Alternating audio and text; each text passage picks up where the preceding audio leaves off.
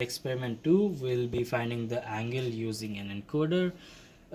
So the encoder works in a similar way as your potentiometer, but instead of voltage we'll be looking at number of counts. So here your number of counts is n, and your angle is directly proportional to your number of counts. So if we take the k encoder as your proportionality constant, and once we find the k encoder, you can find the angle if we know the counts, right? So for this encoder, for this specific encoder, when you put it at some angle and you run you run it immediately becomes 0, right?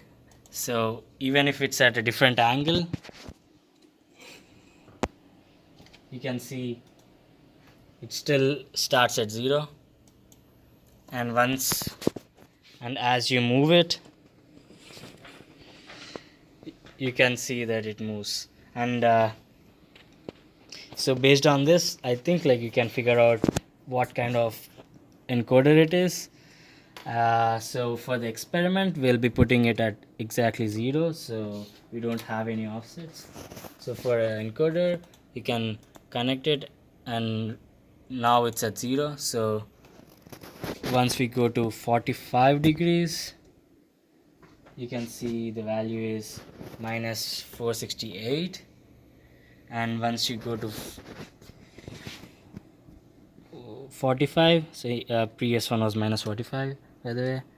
So if you go to 45, the value is 574. So based on this, you do the same math again. You have the minus 45, you have the plus 45, you have the 90 degrees range. So you'll have three values, so you'll have 3k potential values.